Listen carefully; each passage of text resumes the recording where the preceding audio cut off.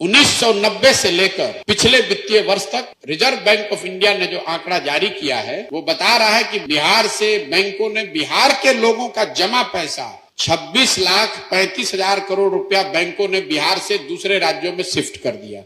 बिहार में रोजगार इसलिए नहीं है, जो मूल बात है अगर आप इसको समझना चाहते हैं, यहां से पूंजी की अनुपलब्धता सबसे बड़ी बात है।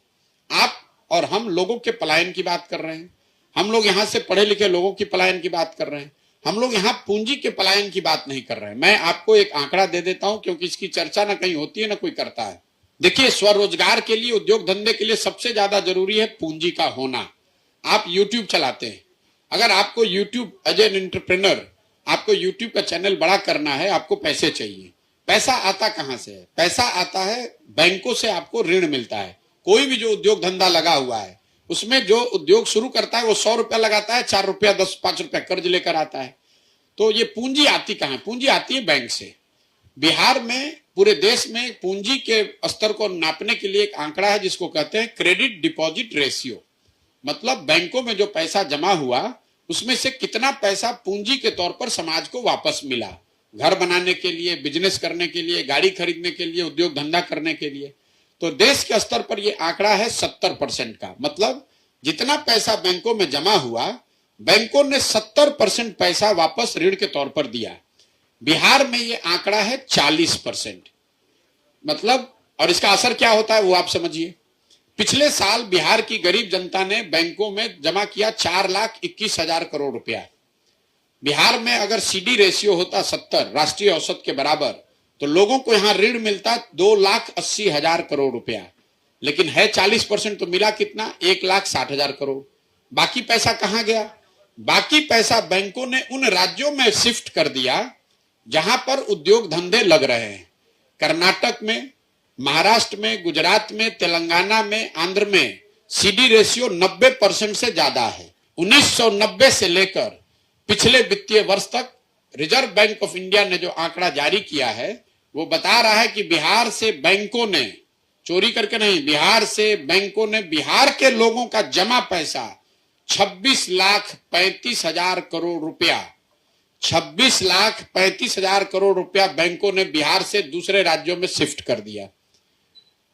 इन 32 वर्षों में बिहार सरकार का बजट भी नहीं है 26 लाख करोड़ रुपया। अगर ये पैसा बिहार में होता तो जरा आप अंदाजा लगाइए कितने लोगों ने उद्योग लगाया होता, कितने लोगों ने घर बनाया होता, कितने लोगों ने गाड़ी खरीदी होती। जब तक यहां पूंजी की उपलब्धता नहीं कराई जाएगी तब तक यहां पर से बेरोजगारी दूर नहीं होगी। बेरोजगारी दूर एक फैक्ट्री लगाने से नहीं होगा। आप एक फैक्ट्री लगाइएगा, उसमें कितने लोगों को नौकरी मिल जाएगी? फैक्ट्री लगना चाहिए, लेकिन लोगों के हाथ में पूंजी की सुलभता बहुत जरूरी है।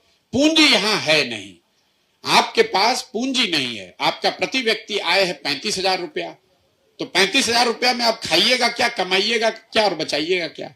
तो सरकार की योजना ये होनी चाहिए कि आपके हाथ में सरकार की गारंटी से पूंजी की उपलब्धता हो, ताकि आप बड़े स्तर पर लोग स्वरोजगार कर सकें। कोई गाड़ी खरीदेगा, कोई मछली का व्यापार करेगा, कोई अंडा का व्यापार करेगा, कोई डेयरी फार्म खोलेगा, कोई यूट्यूब चैनल खोलेगा, वो जरूरी है। यही कारण है कि आप हाजीपुर में जाइए, आपको घर बनाना है, अगर आपको हाउसिंग लोन लेना है तो आप 10-20 हजार रुपया घूस दे रहे हैं। और यही हाउसिंग लोन लेने जब आप नोएडा, बॉम्बे में जाते हैं तो 4 बैंक वाला आपके घर आता है कि भैया हमसे ले लीजिए कि हमसे ले लीजिए। तो आप घर आसानी से, 1 करोड़ का घर है आप 10 लाख में खरीद लेते हैं, 90 लाख आप ईएमआई देते हैं। लेकिन बिहार में अगर आपको 1 करोड़ का घर बनाना है तो पूंजी आपके पास है ही नहीं, 1 करोड़ आपके पास होगा नहीं, तो आप 20 लाख का घर बनाइएगा। 20 लाख का घर बनाएगा तो उतना कम सामान उसमें लगेगा।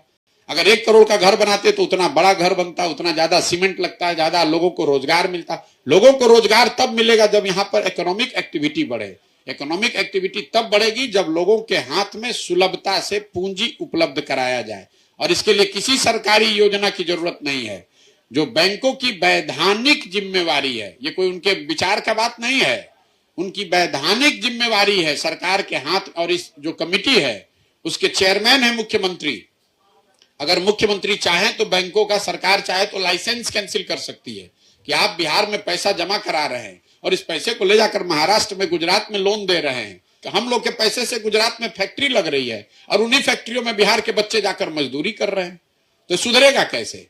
तो जैसे डॉक्टर, इंजीनियर, अधिकारी मुख्यमंत्री की बात नहीं सुन रहा है, सरकार की बात नहीं सुन रहा है, उसी तरीके से बैंक के अधिकारी भी ये बात नहीं सुन रहे हैं कि भाई आपको 70% पैसा बिहार के लोगों को देना ही देना है।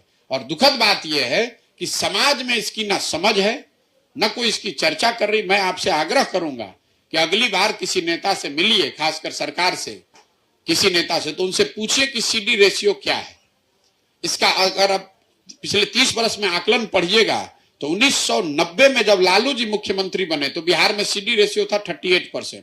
लालू जी के जंगल राज की वजह से वो घटता घटता हो गया 23%, और वो 17 साल में 23 साल से बढ़कर हुआ है 40%। वो सारे चीजों का एक ही मानक है, लॉ एंड ऑर्डर ठीक है कि नहीं, इकोनॉमिक एक्टिविटी हो रही। सीडी रेशियो वो दिखाता है कि वो सारे चीज ठीक, लॉ एंड ऑर्डर खराब होगा तो सीडी रेशियो अपने आप नीचे चला जाएगा। तो उस रेशियो को अगर सुधार दिया जाए तो बिहार में हर साल 2 लाख करोड़ रुपया बिहार के लोगों का पैसा आने लगे। किसी बाहर के पैसे की बात बाद में की जाएगी। 2 लाख करोड़ रुपया जो हम और आप बचा रहे हैं, ये पैसा बिहार में लगने लगे तो उससे बहुत बड़ी इकोनॉमिक एक्टिविटी शुरू हो सकती है, उससे रोजगार और बेरोजगारी की संभावना खत्म हो सकती है। ये मेरी सोच है, और देश भर के विशेषज्ञों से, देश विदेश के विशेषज्ञों से बात करके मैंने ये बनाया है कि बिहार में बेरोजगारी को दूर करना है तो सबसे पहले इकोनॉमिक एक्टिविटी को बढ़ाना होगा, और उसके लिए पूंजी की सहज उपलब्धता एक बड़ा प्रभाव उसका हो सकता है।